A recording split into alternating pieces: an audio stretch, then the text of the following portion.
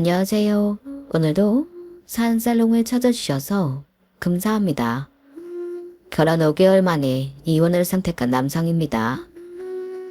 열 길 물속은 알아도 한 길 사람 속은 모른다더니 3년이나 사귀고 한 결혼임에도 불구하고 반년을 못 버틴 채 이혼을 하게 됐습니다.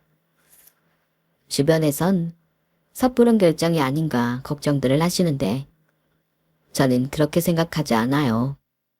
물론 바쁜 시간을 내서 결혼식에 참석해 주신 분들께는 면목 없는 일이긴 하지만 그렇다고 끝이 보이는 결혼 생활을 이어갈 필요는 없다고 생각하거든요.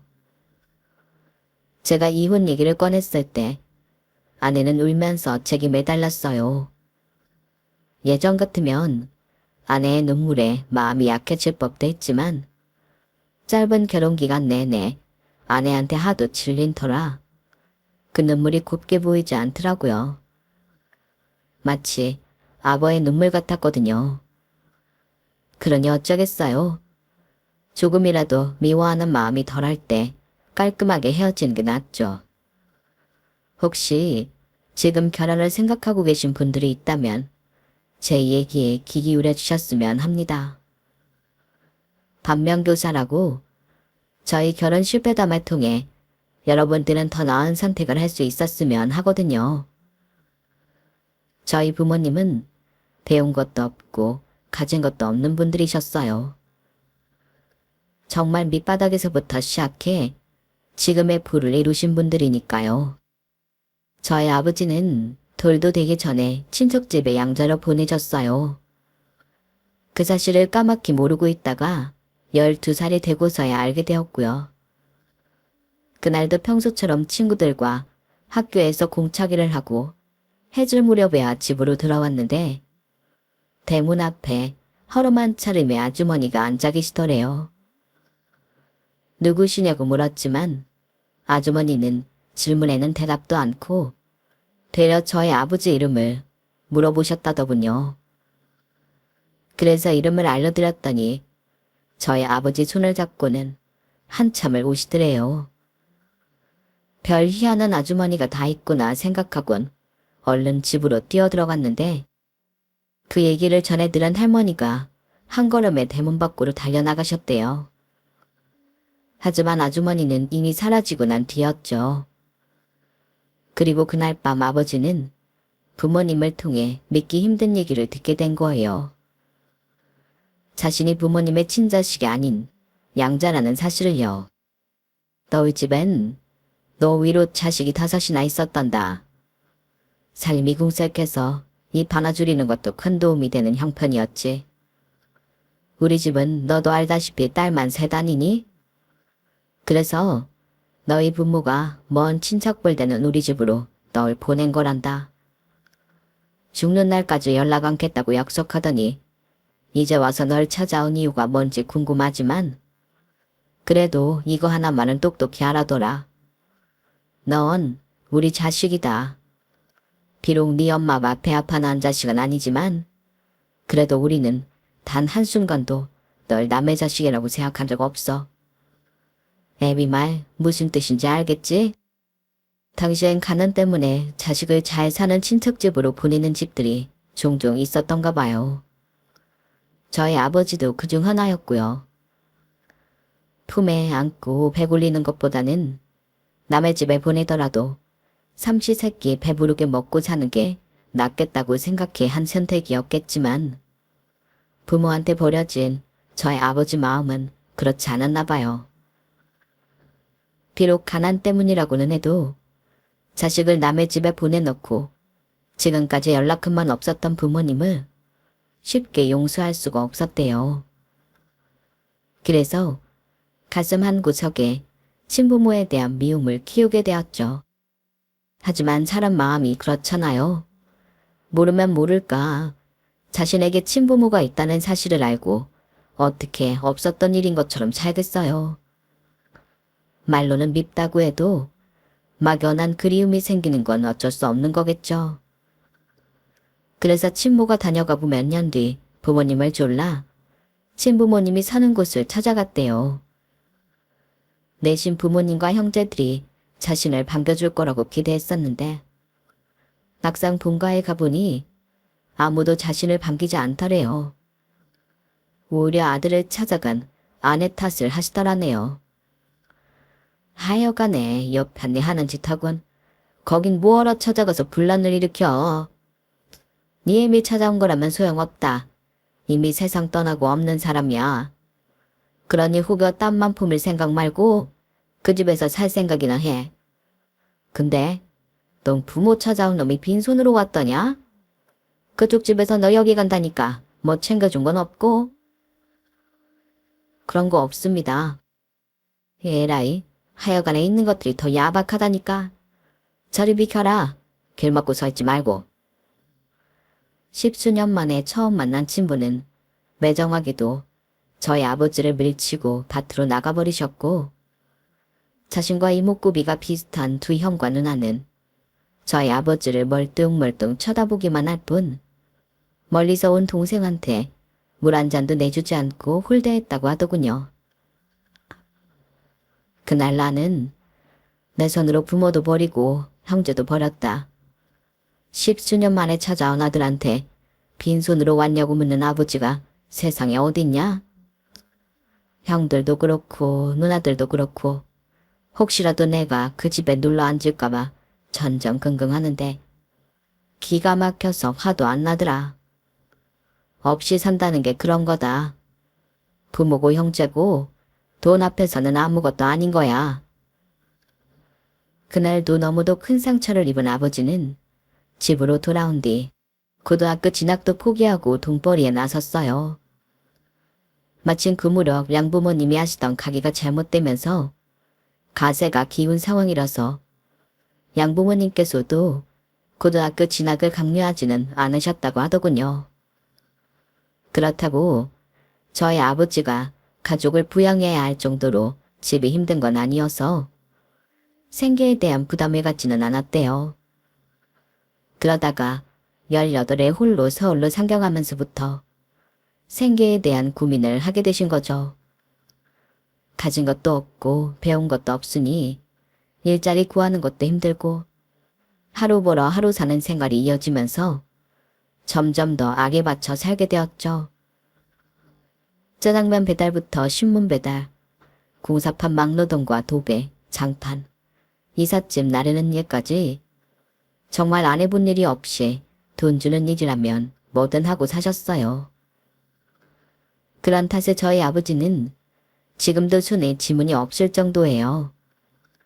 제가 취직을 하고 얼마 안 됐을 무렵 하루는 아버지가 그러시더라고요. 얘 상훈아, 유럽으로 여행 가려면 돈 많이 든다니? 스위스랑 프랑스 가려면 꽤 많이 들겠지? 아니다. 돈이 얼마가 되든 상관없다. 기왕 가는 거 프랑스도 가고 스위스도 가고 독일이랑 이탈리아도 다 가자. 아버지가 돈은 얼마든지 줄 테니까 네가 여행사에 한번 알아봐라. 이참에 우리 세 식구 해외로 콧바람 쐬러 나가자꾸나. 내가 돈이 없어서 지금까지 여행 한번 안 간 줄 아냐? 나도 돈 쓸 땐 쓰는 놈이다 이거야. 뜬금없이 유럽 여행을 떠나자는 아버님 말씀에 어머니도 저도 놀라서 눈만 꿍뻑였어요. 그도 그럴 게 그동안 저희 아버지는 돈을 모으는 데만 급급했지 좀처럼 쓸 줄을 모르는 분이셨거든요. 막리를 내서 한 푼2푼 모은 돈을 종잣돈 삼아 일수를 놓으시고 IMF를 지나오면서 돈을 크게 불린 이후로는 부동산으로 재미를 보셨는데 그렇게 불려나간 재산이 건물 한 채와 우리 식구가 살고 있는 아파트 그리고 지금은 재개발이 되어 아파트촌으로 변한 마포에 작은 집 여러 채를 가지고 있을 만큼 많이 늘어 있었어요.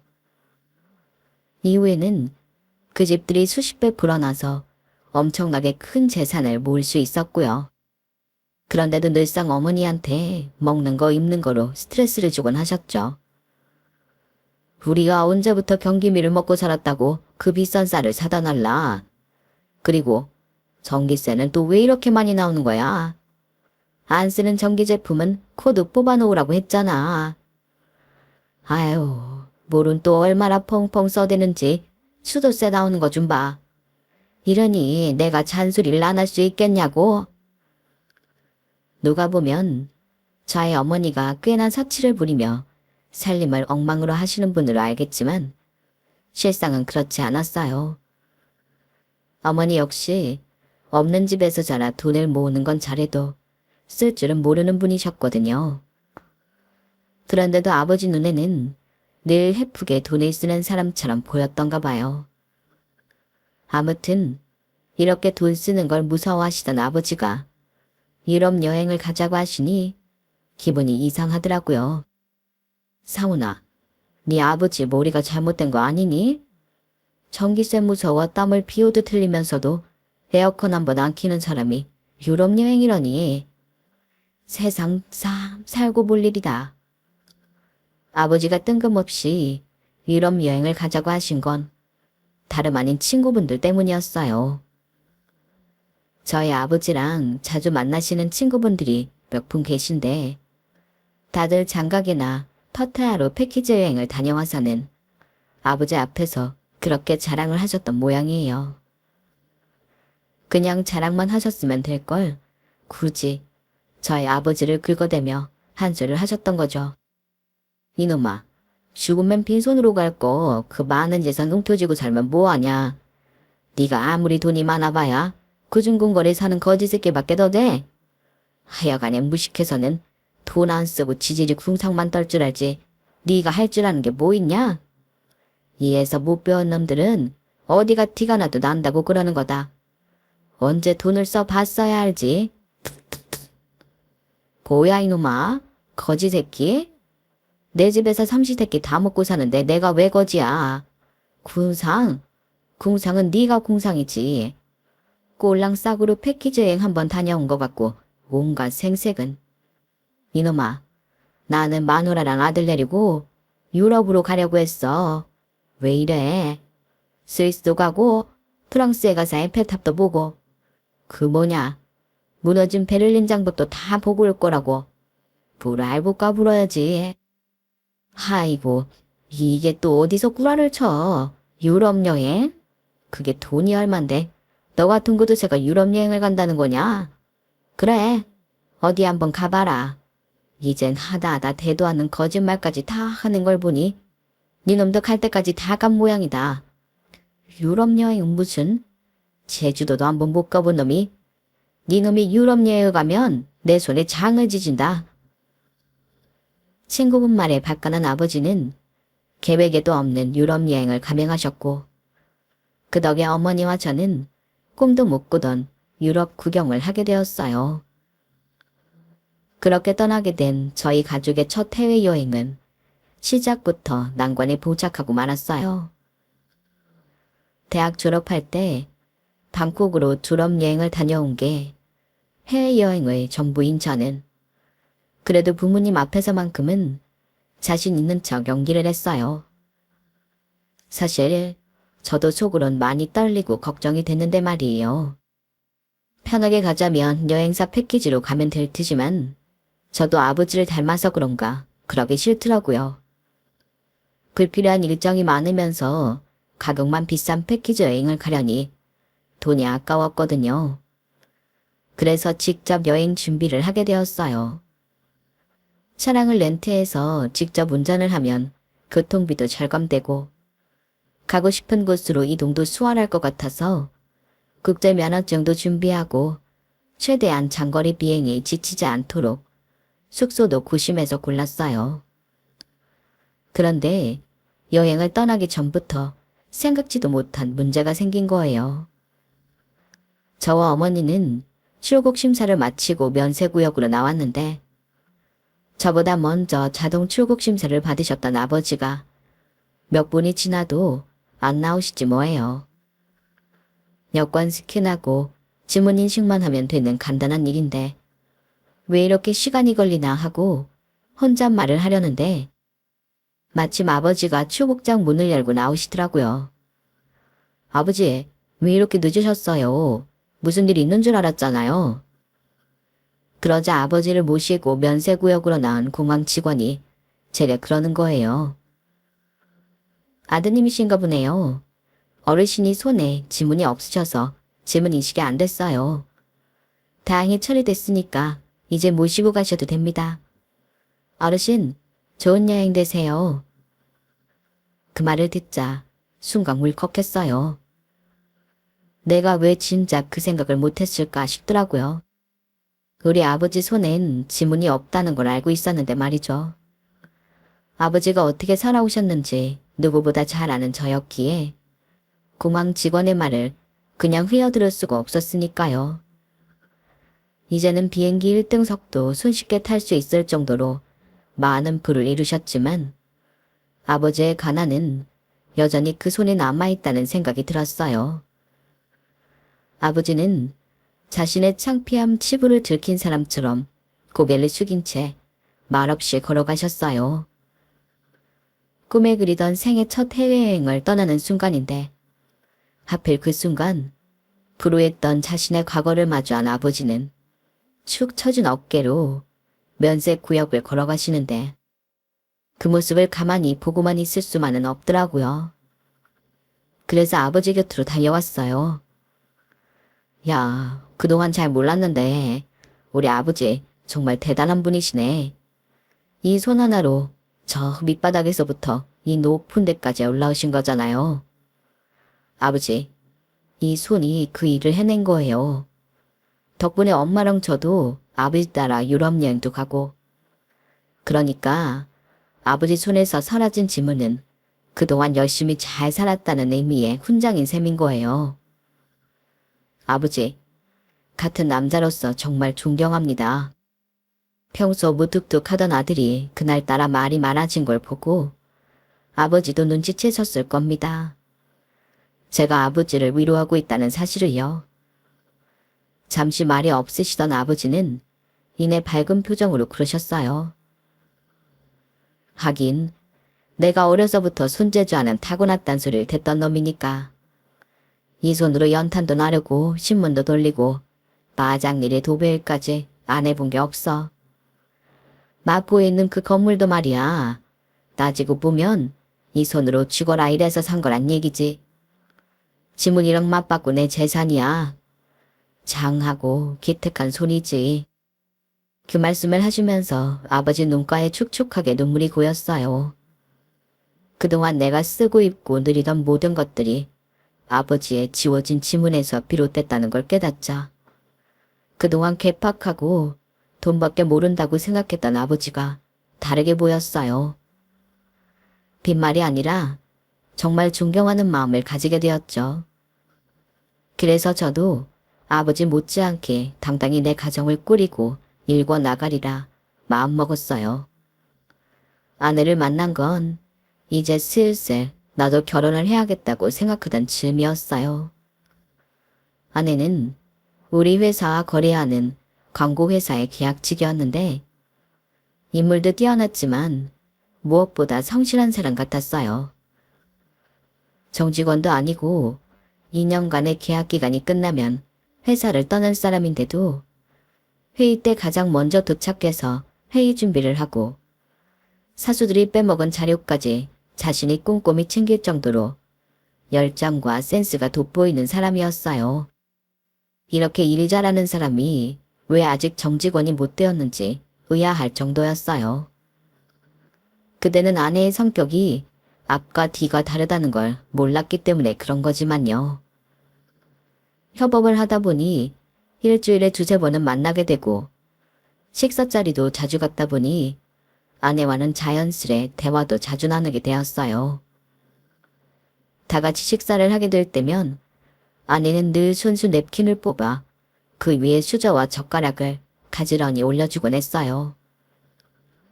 저한테만 그런 건 아니고 모든 사람들한테요. 그런 일을 여자가 해야 한다고 생각하는 건 아니지만 아내의 그 모습이 여성스럽다고 느낀 것도 사실이에요. 제가 자판기에서 캔 음료를 꺼내 마실라 치면 손가방에서 티슈를 꺼내 입이 닿는 캔 입구를 닦아주기도 하고 회의에 올 때마다 낱개로 포장된 견과류도 나눠주며 건강 챙기라는 말도 잊지 않았어요. 작은 행동 하나하나에 타인을 배려하고 걱정해주는 마음이 깃들어 있어서 아내를 볼 때마다 마음이 갔던 것 같네요. 하지만 협업이 끝나기도 전에 아내는 계약 기간이 끝나버렸고 업체 담당자를 통해 재계약 불발로 그렇게 됐다는 얘기를 듣게 되었어요. 사실 우리 부서에 직원도 부족하고 해서 어지간하면 차정민 씨를 무기한 계약직으로라도 채용하려고 했는데 내부에서 반발이 커서 말이지. 뭐랄까, 차정민 씨가 일을 못하는 건 아닌데 자기가 얻을 게 있는 일에만 열심히 한다는 느낌이랄까? 좀 여우 같은 면이 있지. 김 대리는 회의 때만 잠깐 봐서 모르겠지만 우리 회사 여직원들한테 미움을 많이 샀었어. 계약직인데도 이번 프로젝트에 포함시킨 것도 다들 같이 일 못하겠다고 나한테 떠밀어서 그렇게 된 거야. 그땐 그 말이 굳이 그때로 들리지 않았어요. 자기들은 열심히 하지 않으면서 괜한 트집으로 멀쩡한 사람을 따돌린다고 생각했거든요. 사람은 이기적인 동물이라서 자신한테 득이 되는 일에 올인하는 건 당연한데 그걸 여우 같다고 표현하는 것도 제 입장에서는 받아들이기 힘들었거든요. 그래서 아내한테 업무 외적으로는 처음으로 전화를 했어요. 혹시 회사를 나갔다고 처단을 한 건 아닌가 걱정했는데 다행히도 제 전화를 받아주더라고요. 이 과장님 통해서 퇴사하셨다는 얘기 들었습니다. 그동안 제가 신세진 것도 많은데 따로 만나서 밥 한번 사고 싶어서요. 혹시 시간 괜찮으신가요? 아내는 잠시 머뭇거리는 것 같더니 알겠다고 말했어요.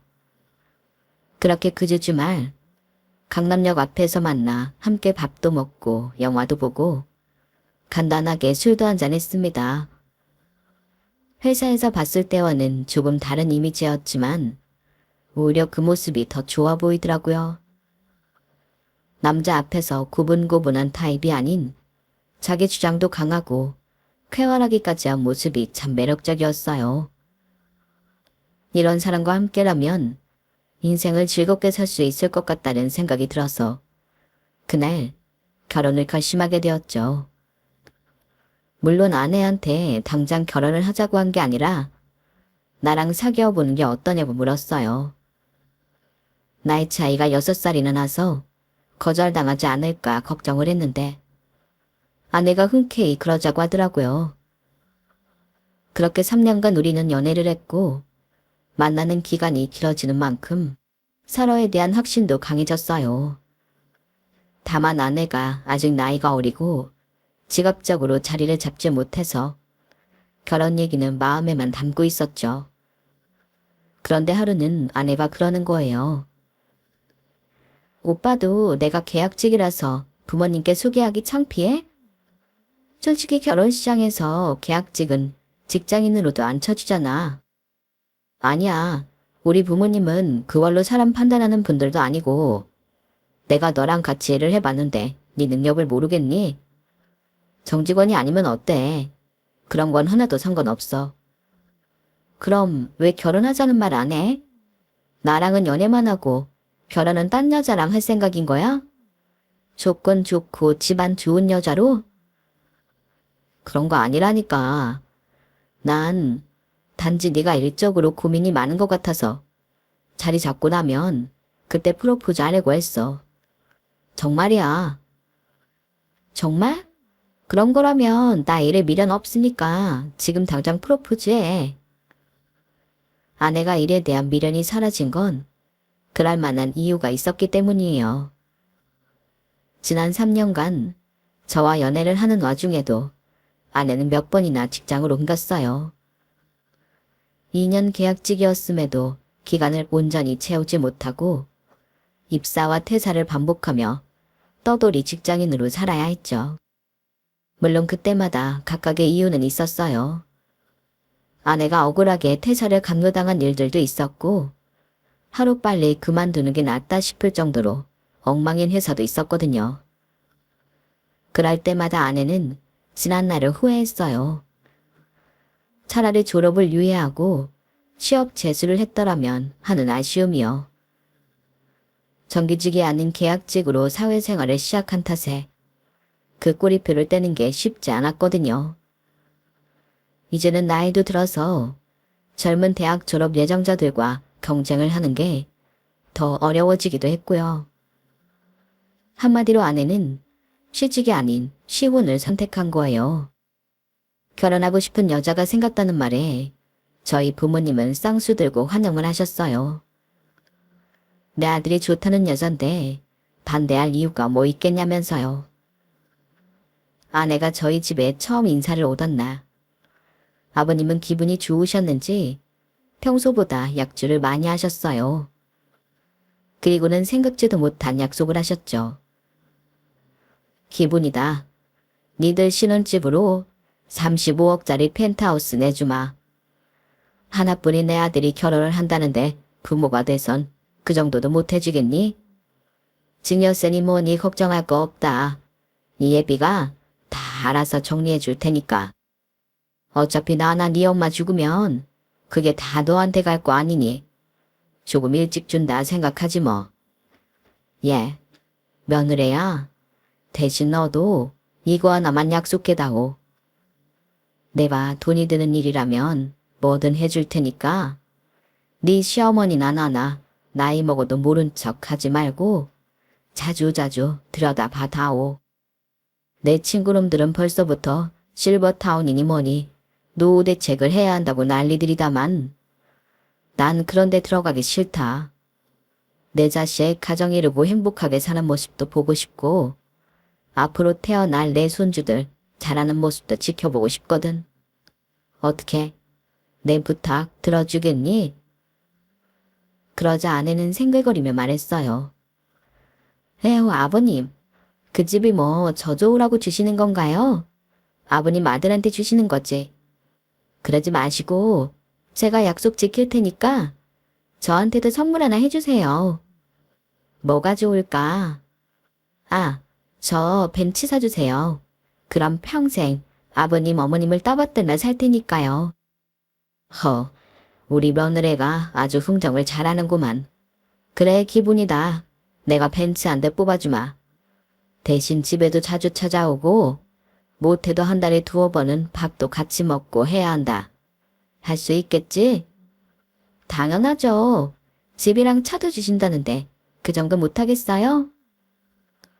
아버지가 잔뜩 취하시기도 했고 장난처럼 흘러갔던 얘기였지만 결혼식이 가까워지자 아버지는 정말 아내한테 벤츠를 뽑아주셨어요. 풀옵션으로 해서요. 벤츠키를 받아든 아내는 놀란 표정을 감추지 못했어요.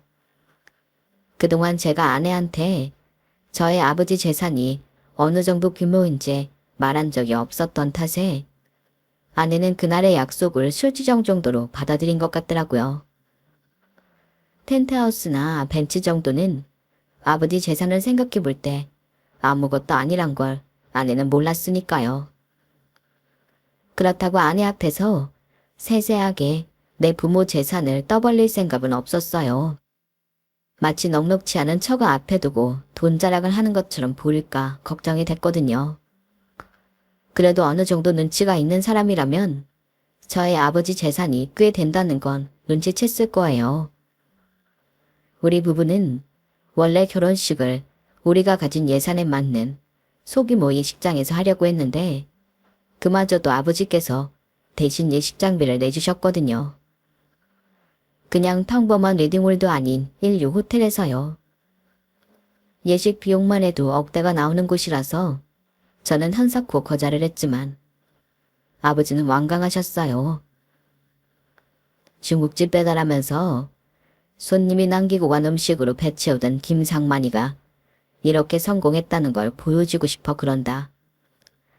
너희 엄마가 너 낳았을 때 병원비가 없어서 내가 새벽부터 사돈의 팔종까지 찾아다니며 돈을 꾼 적이 있다. 그때 사람들이 뭐라고 했는 줄 아냐?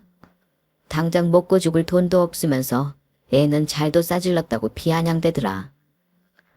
나는 그런 소리를 들어도 상관없다만 이제 막 세상에 태어나는 내 자식한테 그런 소리를 듣게 했다는 게 아직도 내 가슴에 비수처럼 꽂혀 있어.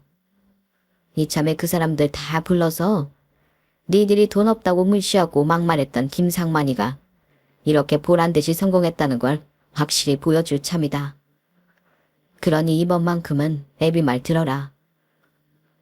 그렇게까지 말씀을 하시는데 더 거절하는 건 도리가 아닌 것 같아서 호텔 결혼식을 감행하게 되었어요. 제가 놀랐던 것만큼 아내도 무척이나 놀라더군요. 결혼식 날 예식장을 찾아온 아내 친구들은 하나같이 부러운 눈길로 제 아내를 바라보았어요.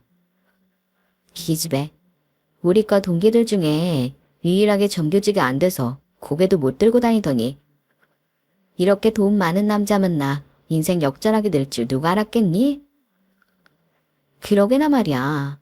난 아까 입구에 들어서다가 내가 연예인 결혼식장에 잘못 온 게 아닌가 했다니까. 시댁 재력이 이 정도면 로또 당첨된 것보다 나은 거 아니니? 부러워 죽겠다 정말. 그날 아내는 그간 비정규직으로 살면서 동기들한테 느꼈던 자격지심을 한 번에 날려버릴 수 있었어요. 그렇게 호화로운 결혼식을 마치고 우리는 아버지가 내어주신 60평대 펜트하우스에서 신혼을 시작했어요. 저도 지금까지 한 번도 살아보지 못한 규모의 집이라서 내 집이라기보다는 마치 고급 리조트에 여행을 온 것 같은 착각이 들더라고요.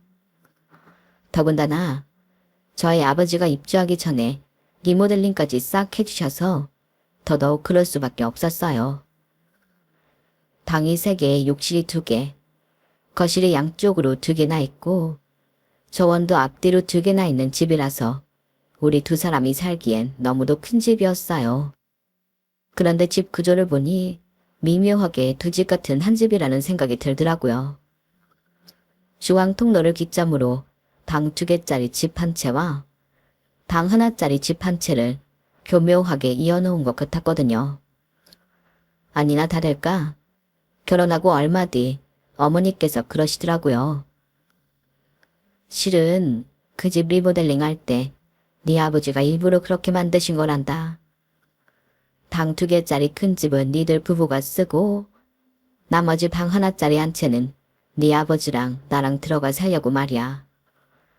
자식 낳으면 애 방도 하나 줘야 한다고 일부러 너희가 쓸 부분은 방을 2개로 하신 거야. 아니 그런 거면 진작 얘기를 하시지 그랬어요. 저희는 그런 것도 모르고 우리 살기에 집이 너무 크다고 생각했잖아요. 얘도 참 어떻게 우리 입으로 같이 살자는 말을 하니? 새아기한테 미안하게. 한 몇 년 너희들이 신혼 재미 보면서 살다가 나중에 애 낳고 애 키워줄 사람 필요하다고 하면 그때 한번 얘기해 볼까 한다. 며느리가 싫다고 하면 할 수 없고 괜히 부모 때문에 니들 사이 틀어지면 안 되잖아. 그러니까 새아기한테는 합가 소리는 입도 뻥긋하지 마. 세상에 어느 며느리가 시부모랑 같이 사는 걸 반기겠어. 어림도 없지. 아버지가 유독 제 아내한테 지갑을 잘 여셨던 것도 이런 큰 그림을 그리고 계셨기 때문일 거예요. 그런데 그 큰 그림이 채색도 되기 전에 일은 엉뚱한 방향으로 틀어지게 된 거예요.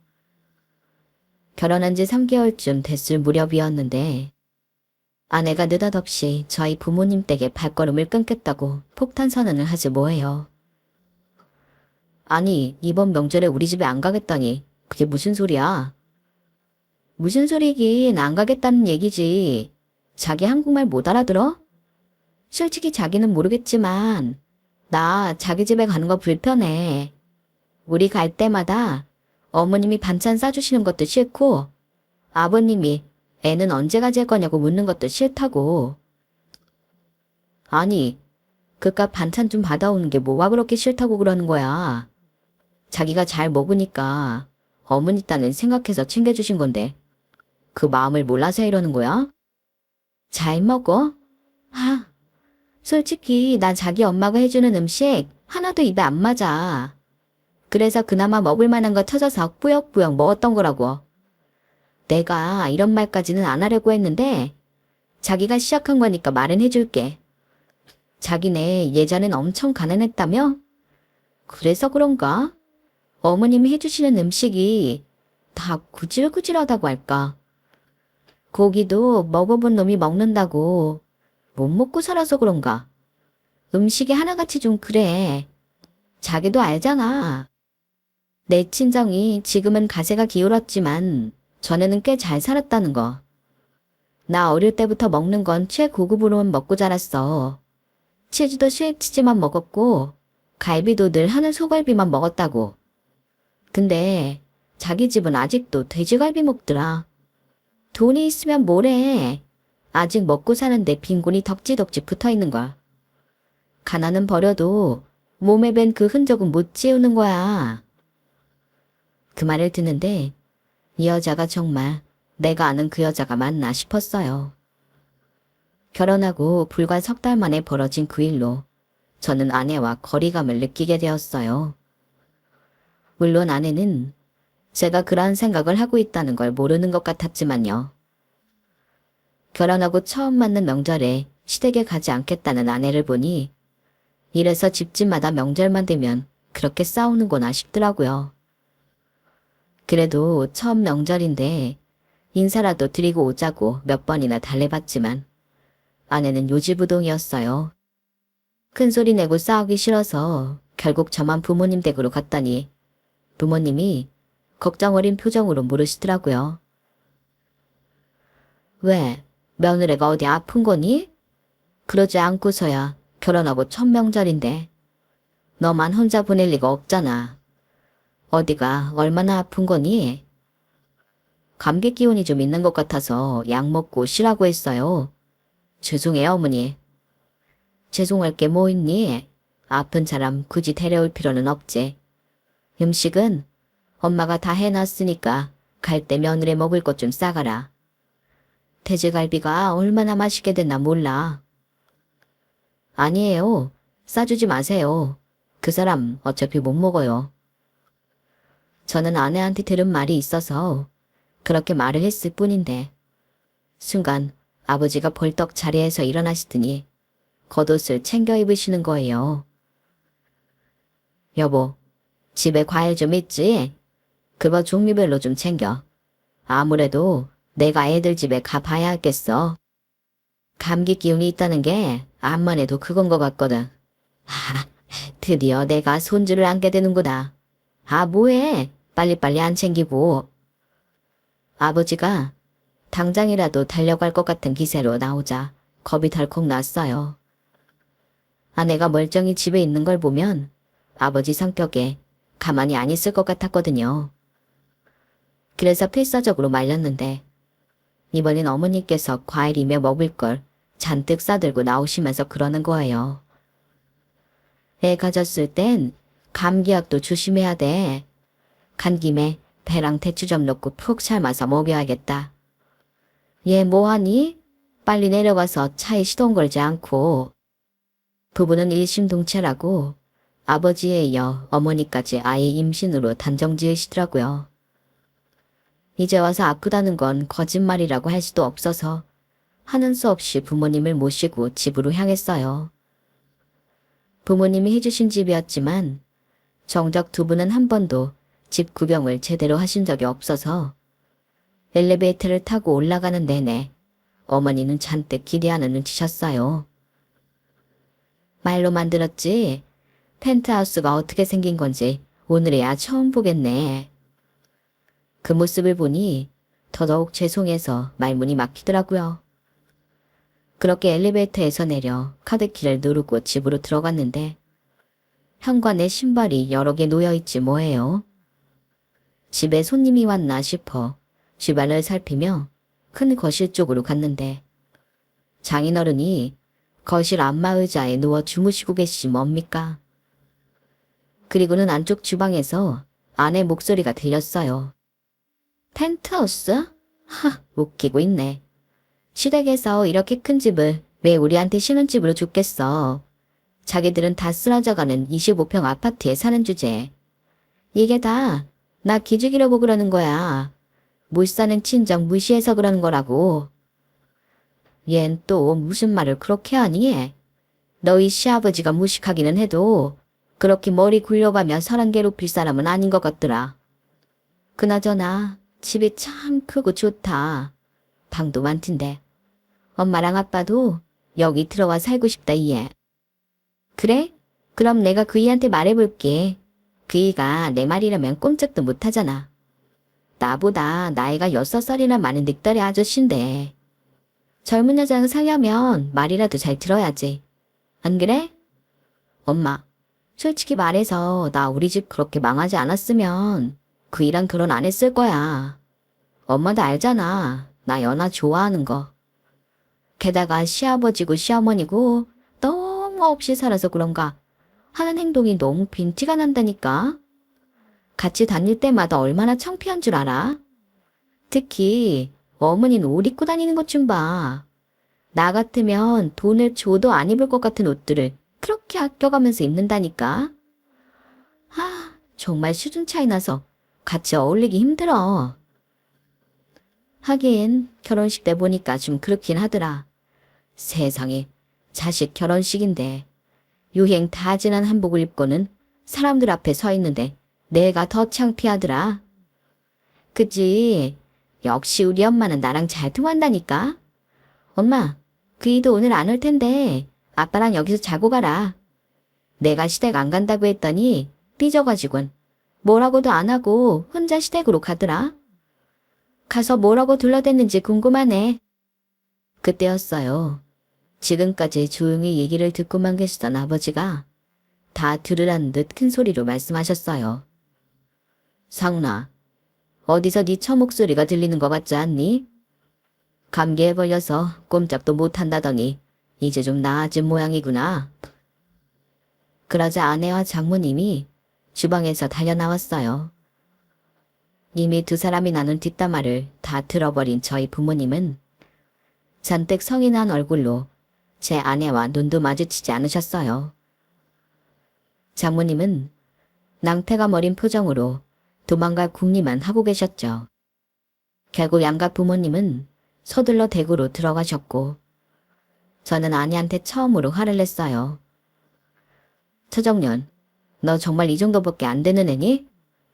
난 그래도 어떻게든 널 감싸주려고 아프다는 거짓말까지 했었는데 내 아버지 집에 친정 식구들 불러놓고 내 부모 욕을 해? 이 집이면 네가 타고 다니는 차에 누가 해준 건데 어떻게 사람이 받을 줄만 알고 자기 할 도리는 나 몰라라 할 수가 있냐고. 아니, 누가 자기 보고 거짓말 해달랬어? 다 자기 편하려고 그런 거잖아. 근데 왜 내 탓을 해? 그리고 옛말에 안 보이는 데서는 나라님 욕도 한다고 그랬어. 당신 부모님이 뭐 그리 대단한 분이라고 뒤에서 욕도 못하게 해? 그렇게 억울하면 당신도 우리 부모님 욕하면 되잖아. 그리고 내가 틀린 말 한 것도 아닌데 왜 나를 학생운 내듯 하는 거냐고. 나이 많으면 다야. 진짜 웃겨 정말. 자기 주장이 강한 게 아내의 장점이라고 생각했는데 이제 보니 아내는 자기 주장이 강한 게 아니라 자기 멋대로인 여자더라고요. 도대체 그동안 어떻게 자라왔길래 모든 걸 자기 멋대로 생각하고 자기한테 유리하게만 판단하는지 도저히 이해가 안 갔어요. 이건 분명 나이 차이 때문은 아니에요. 그냥 제 아내가 잘못된 거죠. 그날 저희 집을 다녀가신 부모님은 이후 저희 집에는 발걸음도 하지 않으셨어요. 저희 아버지 성격상 이렇게 순순히 물러나실 분이 아닌데 말이죠. 반면에 아내는 자기가 무슨 잘못을 했는지도 모른 채 너무도 뻔뻔하게 평소대로 하고 싶은 거 다 하고 먹고 싶은 거 다 먹으면서 잘만 지내더라고요. 이쯤 되니까 아내의 뻔뻔한 행동을 참고 넘길 수가 없었어요. 그래서 그 무렵 우리 부부는 거의 매일 말다툼을 했던 것 같네요. 저를 쪼잔한 놈이라고 해도 어쩔 수 없지만 솔직히 아내 행동을 보고 있자면 다른 건 몰라도 돈 문제를 짚고 넘어가고 싶었어요. 집도 그렇고 차도 그렇고 저희 부모님이 해주신 거잖아요. 살림이야 우리 둘이 분담해서 채워 넣었다지만 그 돈이 얼마 되나요? 거기다 아내가 비정규직으로 일하면서 모아놓은 돈이 별로 없어서 거의 제 돈으로 살림장만을 했으니 결과적으론 아내가 결혼할 때 해온 건 안방 침대 하나랑 자기가 쓸 화장대 정도가 다인 셈이었어요. 그래놓곤 큰소리만 뻥뻥 치며 자기 멋대로 살고 있으니 속에서 천불이 나는 거죠. 어지간하면 돈 문제는 거론하지 않으려고 했지만 저도 사람인지라 화가 나니까 결국엔 혼수 문제를 꺼내게 되더라고요. 당시에도 이미 마음속에선 이 여자랑 헤어지는 게 맞지 않을까 고민을 하고 있었던 터라 일부러 더 그랬는지도 모르겠어요. 당신 정말 너무한 거 아니야? 우리 결혼할 때 아버지가 이 집이랑 당신 차 해주시면서 뭐라고 그러셨어? 자주 왕래하고 전화도 자주 하라고 하셨잖아. 그런데 결혼하고 당신이 우리 집에 몇 번 찾아갔었어? 꼴랑 2번이야. 그것도 우리가 안 가면 부모님이 오시겠다고 하니까 그때 잘 마지못해 갔던 거잖아. 톡 하면 어머니 전화도 안 받고 며칠 뒤에야 문자 한 통 보내는 게 다였잖아. 당신 입으로 시부모 받들고 살겠다고 하더니 이게 받들고 사는 거야? 그래놓고 명절에도 우리 집엔 안 가겠다고 버티고 자기 부모 불러서 히덕거리고 말이야. 거기다 내 부모님이 사준 집에서 우리 부모님 흉을 봐. 그래놓고 당신이 잘못한 게 없다는 거야. 길 가는 사람들 자꾸 물어봐. 누가 잘못한 건지. 아, 결국엔 돈이었네. 왜 그 소리 안 나오나 했다. 당신은 그러니까 결혼할 때 처가도 못 본 게 화나는 거잖아. 집이랑 차랑 당신 부모가 해줬다고 생색내고 싶은 거 아니냐고. 당신 진짜 치졸한 사람이다. 나이는 똥구멍으로 먹었냐? 어떻게 하는 짓이 초딩만도 못하냐? 이런 사람을 믿고 결혼한 나만 불쌍하지.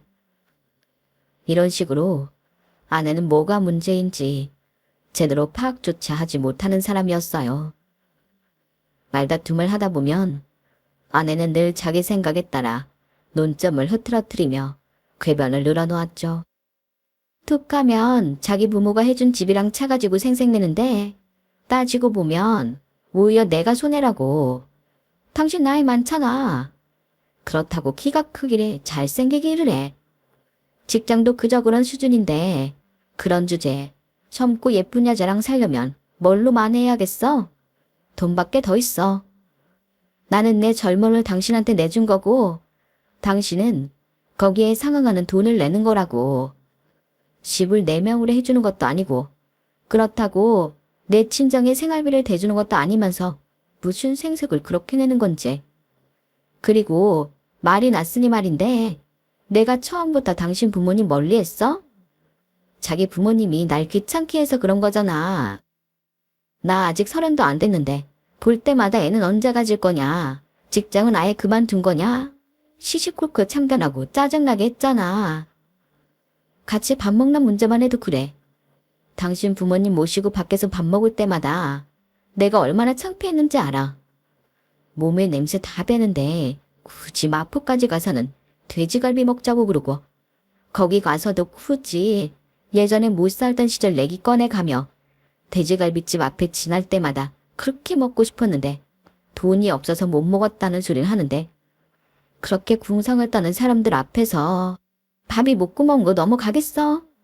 나도 정말 참을 만큼 참은 거라고. 이래봬도 나 어릴 때부터 귀하게 자라서 한우 아니면 입에도 안 대던 사람이라고. 쪼잔한 늑다리 만나 내 인생이 이렇게 구질구질해질지 누가 알았냐고. 물론 6살 차이가 적은 차이는 아니죠. 하지만 돈을 싸들고 아내를 모시고 살아야 할 정도로 제가 못난 놈은 아닙니다. 제가 다니는 회사가 삼성, LG처럼 엄청난 대기업은 아니지만 그래도 이쪽 업계에서는 꽤 알아주는 회사거든요. 그리고 키만 해도 그래요. 아내는 툭 하면 저보고 키가 작다고 하는데 저 178입니다. 그게 어떻게 작은 키입니까? 물론 요즘 어린 친구들 중엔 180대 중후반이 되는 사람도 많으니 크다고는 못하겠지만 그래도 키로 욕을 먹을 만큼 작은 건 아니라고 생각해요. 하나하나 반박을 하고 있으려니 제가 너무 옹졸한 사람이 되는 것 같아서 참담하네요. 이렇게 우리 부부가 하루가 멀다 하고 싸움을 하는 동안 저희 부모님은 아무 말씀이 없으셨어요. 많이 실망하고 화가 나셨을 텐데 말이죠. 그러던 어느 날이었어요. 그날은 업무가 늦게 끝나서 8시 조금 넘어 집에 도착했는데 현관에 들어서자마자 집안이 시끌시끌 하더라고요. 현관까지 음식 냄새까지 풍기고 말이죠. 결혼하고 아내는 집에서 요리다운 요리를 한 적이 없었어요. 요즘엔 누가 집밥을 해먹냐며 거의 매일 배달 음식을 먹거나 마트에서 반조리 식품을 사다가 밥상을 차려주곤 했거든요. 그런데 집안에 음식 냄새가 가득한 걸 보니 아내가 저와 화해하려고 나름 준비를 한 게 아닌가 싶었어요. 그래서 오늘만큼은 아내랑 얘기를 잘 풀어봐야겠다고 생각했죠. 그런데 큰 거실로 들어서자 장인어른이 안방에 의자에 앉아 계시지 뭡니까? 장모님은 주방에서 고기를 굽고 계셨고요. 그때 저와 눈이 마주친 아내는 평소와 달리 생글거리며 다가와 제 겉옷을 받아들었어요. 자기 왔어? 왜 이렇게 늦었어? 우리 엄마랑 아빠가 자기한테 할 말이 있으셔서 아까부터 기다리셨잖아. 밥 안 먹었지? 우리 엄마가 자기 주려고 한우 툭불 채끝살 사오셨어. 빨리 손만 씻고 나와. 불안불안한 마음으로 손을 씻고 나왔더니 식탁 위에 제 저녁상이 차려져 있더라고요. 장모님은 손수 반찬을 제 밥숟가락 위에 얹어주셨고 아내는 평소 하지 않던 콧소리까지 내며 아양을 떨어댔어요. 장인어른은 안방에서 나와 안마 의자가 마음에 드셨는지 내려올 생각도 안 하셨고요. 그렇게 어색한 분위기에서 몇 숟가락을 뜨는데 장모님이 대뜸 그러시는 거예요. 우리 김서방 밥도 참 복스럽게 잘 먹네. 앞으로 내가 맛있는 거 많이 해줄 테니까 저녁은 꼭 집에 와서 먹도록 하게. 알았지? 그러자 아내가 기다렸다는 듯 끼어들었어요. 자기는 죽겠다. 음식 솜씨 좋은 장모 만나서 이런 후사를 다 누리고 앞으로 배달 음식 먹을 일은 없겠네. 매일같이 임금님 수라상 같은 장모 밥상을 받게 됐으니 말이야. 당신 결혼 잘한 줄이나 알아. 그게 무슨 소리야? 장모님 밥상을 매일 봤더니 집에 빈 방도 많길래 엄마랑 아빠 여기 들어와 사시라고 했어. 우리 둘이 살기엔 집이 너무 크잖아. 장인 장모님 앞이라서 큰 소리를 못 내기도 했지만 황당해서 말도 안 나오더라고요. 그래서 아내를 데리고 방으로 들어와 조용히 따졌죠. 당신은 왜 상의도 없이 이런 짓을 벌여? 왜 내가 우리 아버지가 해주신 집에서 당신 부모님을 모시고 살아야 하냐고. 또 이런다. 자식이 나이 든 부모 모시고 사는 게 그렇게 이상한 일이야? 그리고 이게 다 당신이 우리 집 일을 나 몰라라 해서 그런 거잖아. 집주인이 전세금 올려달라 그랬대. 1, 2천도 아니고 1억이나 올려달랬다는데 돈이 어딨어? 그렇다고 당신한테 말하면 또 생색이나 낼 텐데 나보고 어쩌란 말이냐고. 대신 엄마가 밥이며 빨래까지 다 해준다고 하시니까 우리한테도 나쁠 건 없을 거야.